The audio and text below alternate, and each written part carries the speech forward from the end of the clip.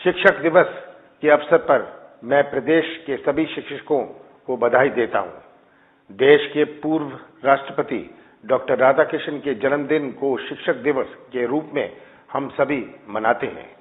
एक शिक्षक से देश के राष्ट्रपति बनने तक का उनका सफर हम सभी को प्रेरणा देता है। हमारे शिक्षकविद अरविंद घोष, ईश्वर चंद्र विद्यासागर और बाबा साहब अम्बेडकर ने शिक्षा के क्षेत्र में बहुत योगदान दिया। हमारी कांग्रेस की सरकार ने राइट टू एजुकेशन एक्ट बनाया था।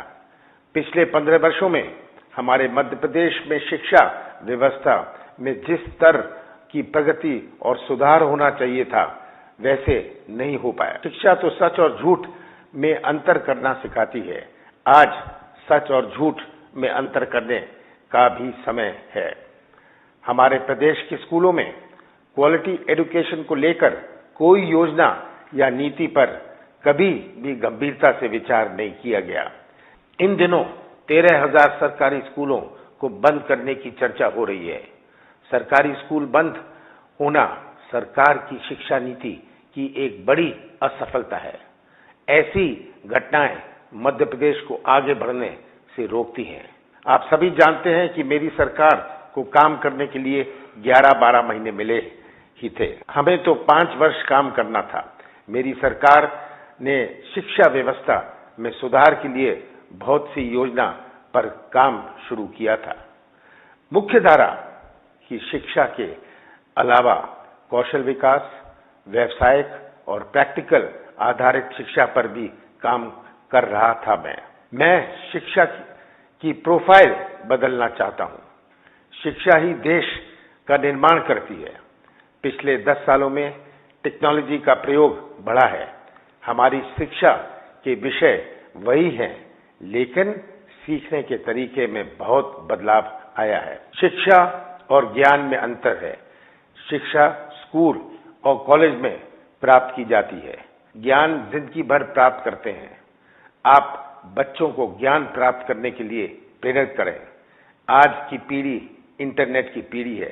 शिक्षा और ज्ञान पाने के माध्यम बदल गए हैं।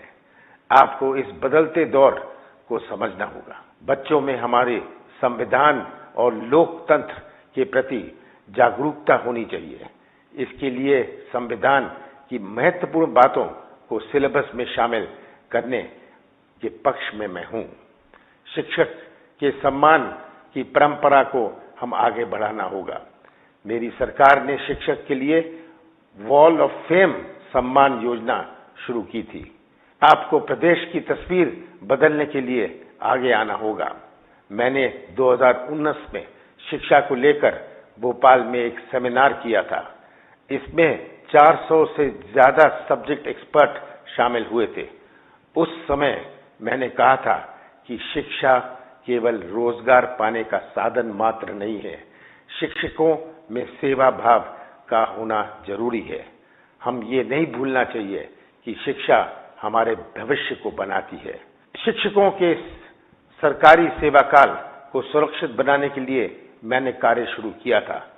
मेरा ये कार्य अधूरा रह गया। आज प्रदेश की तस्वीर आपके सामने है। एक शिक्षक के रूप में आपकी जिम्मेदारी ज्यादा है। कोरोना महामारी के कारण हुए लॉकडाउन में प्रदेश की निजी स्कूलों के शिक्षक प्रभावित हुए हैं। मैं चाहता हूं कि प्रदेश की सरकार उनकी सुन ले। मेरे उन सभी शिक्षकों को याद करता हूं जिन्होंने मुझे पढ़ाया था। मेरी सफलता में उनका बहुत बड़ा योगदान है। एक बार फिर शिक्षक दिवस पर आप सभी को बधाई और शुभकामनाएं देता हूं।